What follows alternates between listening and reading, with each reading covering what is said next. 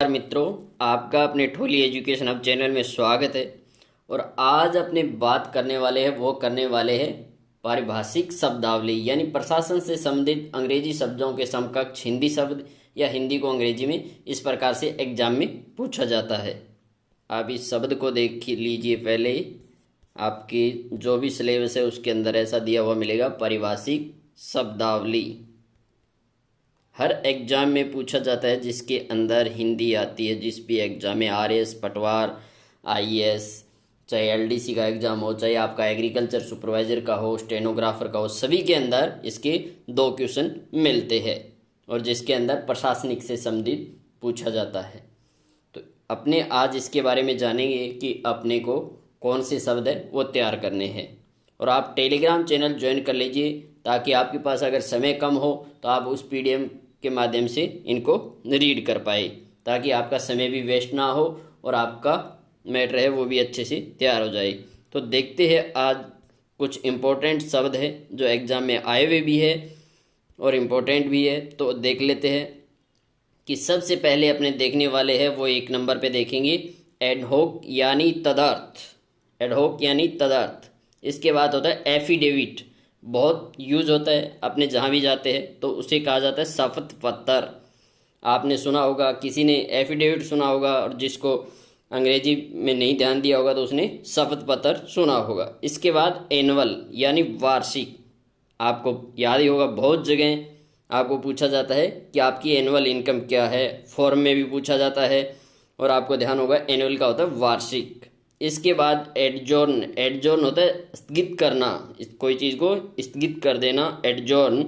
इसके बाद allowance. Allowance माने भत्ता, यानी आपने हर भर्ती के अंदर हर पर्सन से सुना होगा कि अलाउंस इतना मिलता है, इतना आता है या आया नहीं, तो वो होता है भत्ता, अलाउंस। इसके बाद होता है अमेंडमेंट। आपने ये तो सुना ही होगा, हर बार कोई न कोई रूल जब बनता है तो अलाउंस अमेंडमेंट, यानी इसके अंदर संशोधन हुआ है। यानी 102 के अंदर आर्टिकल 102 या 103 ये इसमें संशोधन हुआ है। इसके बाद अप्रूवल। अप्रूवल यानी अनुमोदन, अप्रूवल अनुमोदन। इसके बाद एप्लीकेंट। एप्लीकेंट आपने हर जगह सुना होगा कि फॉर्म में भी दिया होता है कि एप्लीकेंट कौन है, यानी आवेदक कौन है, प्रार्थी कौन है। तो आप जब भी फॉर्म भरते हो उसके अंदर आता है। अगर आप इन चीज़ों पे ध्यान दे लेते हो तो आपको उसी टाइम तैयार हो जाता है, लेकिन आपको एक बार इसको रीड करने की ज़रूरत है। वही शब्द पूछे जाते हैं जो नॉर्मली अपने यूज करते हैं और प्रशासन के अंदर यही चलते हैं। यहाँ पे इनको शुद्ध रूप से लिखा जाता है, लेकिन अपने गलती कहाँ कर जाते हैं कि अपनी सुविधा के अनुसार बोल के इन शब्दों को गलत कर जाते हैं। इसके बाद होता है कोरिजेंडम। कोरिजेंडम यानी शुद्धि पत्र, भूल सुधार। ये बहुत बार आपने न्यूज़पेपर में देखा होगा कि इसका कोरिजेंडम है, ये है, वो है, तो वही ये है शुद्धि पत्र, कोरिजेंडम। कस्टडी। कस्टडी सुना होगा, अभिरक्षा या हिरासत। वहाँ पे हिरासत नहीं दे के अभिरक्षा देते ही आप गोल हो जाते हो, यानी कस्टडी, अभिरक्षा। इसके बाद कमीशन यानी आयोग। आपने बहुत सा सुना होगा, आरपीएससी, जिसमें सुना होगा राजस्थान पब्लिक कमीशन सर्विस, ये तो इसके अंदर कमीशन का मतलब होता है आयोग। काउंसिल। काउंसिल का भी सुना होगा, परिषद, जिला परिषद, ये वो, तो उसके अंदर काउंसिल, परिषद, काउंसिल यानी परिषद। इसके बाद बिल। बिल आप बहुत बार सुनते होंगे, बिल मतलब विधेयक। बिल को बिल भी लिखा होता है और विधेयक भी होता है कि बिल पास हो गया, यानी विधेयक पास हो गया, बिल। इसके बाद आता है बॉयकट, यानी बहिष्कार कर देना किसी को, जैसे पार्टी से निकाल दे कि बॉयकट कर दिया तो उसका होता है बहिष्कार, बॉयकट। आप इन शब्दों को किसी न किसी चीज़ से जोड़ के, या कहीं आपने सोचा हो कि आपने कहीं पढ़ा है तो आपको फिर याद रह जाएगा, कभी भूल नहीं पाओगे और आपके क्वेश्चन गलत नहीं होगा। बॉयकट यानी बहिष्कार। इसके बाद होता है केस।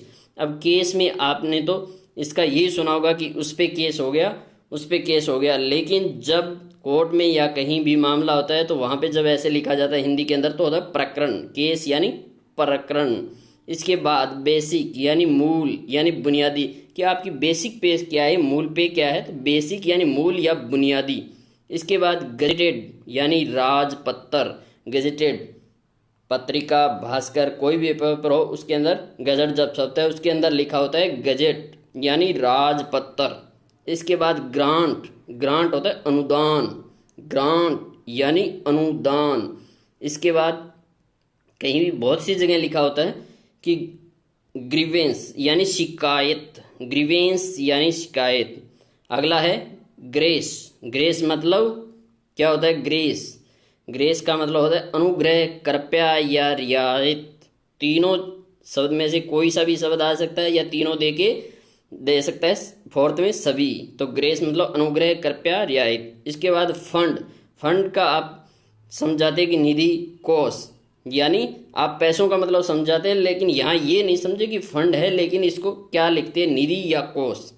फिर मोनोपोली। मोनोपोली सुना होगा, एकाधिकार या एकाधिपत्य, ये चीज जरूर ध्यान रखिए। इसके बाद ये शब्द तो आपने बहुत बार सुना होगा कि मोर्टेज यानी बंधक या रहन। तो इसमें होता है खेती से संबंधित रहन मुकद, ऋण के संबंधी आता है ना मोर्टेज लोन, तो वो होता है मोर्टगेज, बंधन या रहन। इसके बाद मेमो। मेमो यानी ज्ञापन या मेमो, कि उसको मेमो मिला है यानी ज्ञापन या मेमो। इसके बाद इस शब्द जोनल या जोन दोनों पूछा जा सकता है। तो इसका मतलब होता है, जोन का मतलब होता है अंचल, और जोनल लिखा होता है वहाँ होगा आंचलिक। तो इस प्रकार से ये शब्द पूछे जा सकते हैं। और कुछ शब्द है जो एग्जाम में आए हुए मिले हैं, वो मैं आपको बता देता हूँ। इस प्रकार से इन शब्दों के बारे में अपने जान लेते हैं। तो इसके अंदर पहला शब्द है कार्डे। कार्डे यानी सौरग, कार्डे यानी सौरग। इसके बाद अगला है कंडक्ट। कंडक्ट मतलब आचरण, कंडक्ट मतलब आचरण। इसके बाद ड्यूरेशन के बारे में पता ही होगा, अवधि होता है। अकाउंटेबिलिटी बहुत इंपॉर्टेंट शब्द है, हर बार पूछा जाता है एग्जाम में, कोई न कोई एग्जाम में आता रहता है। जवाबदेही, अकाउंटेबिलिटी, जवाबदेही। इसके बाद इवोल्यूशंस। इवोल्यूशंस क्या होता है? मूल्यांकन। इवोल्यूशंस क्या होता है? मूल्यांकन। और आपके एग्जाम में हिंदी का शब्द दे के इंग्लिश का भी पूछा जा सकता है, कि मूल्यांकन का दे दिया, वहां पे इंग्लिश के ऑप्शन में दे देगा ABCD के अंदर। इसके बाद वर्डिक्ट। वर्डिक्ट का होता है अधिकतम, वर्डिक्ट का होता है अधिकतम। इसके बाद सब्सिडी, कि हमें सब्सिडी मिली। तो सब्सिडी के अंदर क्या है, आपको अनुदान तो पता होता है, लेकिन सहायकी या इमदाद ये शब्द आते ही आपके गोल हो जाता है। तो सब्सिडी का मतलब होता है अनुदान या सहायकी या इमदाद। इसके बाद टोकन पे यानी सांकेतिक वेतन, टोकन पे यानी सांकेतिक वेतन। इसके बाद अगला जो शब्द है वो अपना शब्द क्या है, अगला शब्द है वो है अपना, यहाँ देख सकते हो, अगला है श्योरिटी बॉन्ड यानी जमानत बंद पत्र। जमानत बंद पत्र होता है वो होता है श्योरिटी बॉन्ड। इसके बाद ये शब्द याद रखिए, इंटीमेशन। इंटीमेशन देके इतला, सूचना, प्रज्ञापन। अब इसको वो कैसे पूछ लेगा, इस शब्द को इंटीमेशन देते तो आपको पता चल जाएगा, लेकिन वो इतला देके और ऑप्शन में ये डाल देगा ना, तो आप कंफ्यूज हो जाओगे। मतलब इंटीमेशन, इतला, सूचना या प्रज्ञापन, ये शब्द भी डाल सकता है। तो इससे कंफ्यूज मत होना, आपको इंटीमेशन का इतला, सूचना, प्रज्ञापन तीनों याद रखने। अगला होता है consolidate. Consolidate fund. Consolidate fund कौन सा होता है? संचित निधि, संचित निधि। एट पर होता है सम मूल्य पर, एट पर होता है सम मूल्य पर। एक होता है डेजिग्नेशन, बहुत बार सुना होगा, यानी पद नाम, डेजिग्नेशन क्या होता है? पद नाम। इसके बाद एम्बेसी, अभी आपका चल रहा है कि अफगानिस्तान में उस एम्बेसी के, ये एम्बेसी के, वहाँ उस देश की एम्बेसी के, यानी राजदूतावास, राजदूतावास एम्बेसी। इसके बाद होता है इलीगल। इलीगल होता है अवैध। इलीगल क्या होता है? अवैध। तो ये थे आज के कुछ इंपॉर्टेंट शब्द, प्रशासन से संबंधित अंग्रेजी शब्दों के समकक्ष हिंदी शब्दों के बारे में अपनी जानकारी प्राप्त की है, और वो होते पारिभाषिक शब्दावली। इसमें कोई त्रुटि हो तो कमेंट करके जरूर बताइएगा, उसमें सुधार करेंगे। और अगर आपको PDF फाइल चाहिए तो टेलीग्राम चैनल को ज्वाइन कर लीजिए, वहाँ पे आपको PDF फाइल मिल जाएगी, जिससे आपकी और बेहतर तैयारी हो सके और ज़्यादा शब्द आपको मिल सके। हमारे द्वारा दी गई जानकारी आपको सही और अच्छी लगी हो तो वीडियो को लाइक, शेयर, कमेंट जरूर कीजिए। चैनल को सब्सक्राइब करके बेल आइकन को प्रेस कर लीजिएगा। नेक्स्ट अपडेट आए तब तक के लिए जय हिंद, जय भारत, वंदे मातरम।